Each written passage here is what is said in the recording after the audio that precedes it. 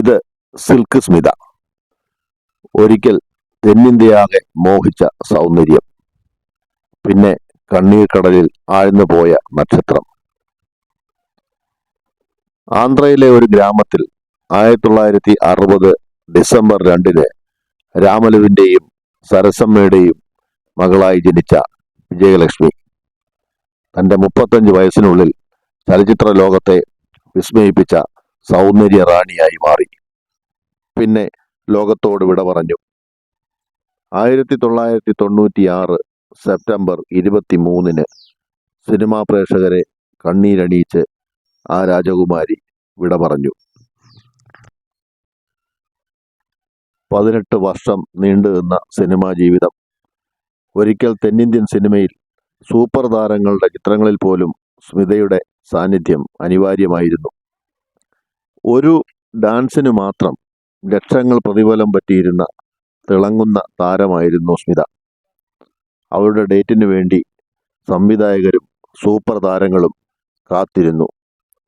സ്മിതയുടെ സാന്നിധ്യം ഒന്നുകൊണ്ട് മാത്രം സിനിമ ഹിറ്റാകുമായിരുന്നു. വിടർന്ന് വശ്യതയാർന്ന കണ്ണുകളും മോഹിപ്പിക്കുന്ന അംഗചലനങ്ങളും കൊണ്ട് പ്രേക്ഷകരുടെ മനസ്സിൽ അവർ സിംഹാസനം തീർത്തു. ഒരിക്കൽ ഷൂട്ടിങ്ങിനിടയിൽ സ്മിത കടിച്ച ഒരു ആപ്പിൾ ലേലത്തിന് വെച്ചു. ലക്ഷങ്ങൾ നൽകിയാണ് ഒരാൾ ആ ആപ്പിൾ ലേലത്തിൽ പിടിച്ചത്. ഇത്രയേറെ സിനിമാ ലോകം കീഴടക്കിയ വേറെ ഒരു നടി ഇല്ലായിരുന്നു. പക്ഷേ അവരുടെ കുടുംബജീവിതം വലിയ പരാജയമായിരുന്നു. കോടികൾ സമ്പാദിച്ച സ്മിതയ്ക്ക് ആ പണം പ്രയോജനപ്പെടാതെ പോയി.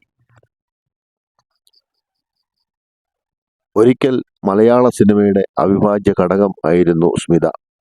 ഒരുപാട് സൂപ്പർ ഹിറ്റ് ചിത്രങ്ങൾ, യുവതലമുറയെ തിയേറ്ററുകളിലേക്ക് വലിച്ചടുപ്പിച്ച ചിത്രങ്ങൾ. സ്മിത അങ്ങനെ ബ്രാൻഡ് ചെയ്യപ്പെട്ടു. ജയന്റെ വേർപാടിന് ശേഷം ഇത്രയേറെ മലയാള സിനിമാ പ്രേക്ഷകരെ വിഷമിപ്പിച്ച വിയോഗം വേറെ ഉണ്ടായിട്ടില്ല. സിൽക്ക് സ്മിത എന്ന അതുല്യ കലാകാരിയുടെ ഓർമ്മയ്ക്ക് മുൻപിൽ ടേസ്റ്റ് ഇന്ത്യ മലയാളിയുടെ ഓർമ്മപ്പൂക്കൾ. മറ്റൊരു വ്യത്യസ്തമായ വീഡിയോയുമായി നമുക്ക് വീണ്ടും കാണാം. Taste India Malayali.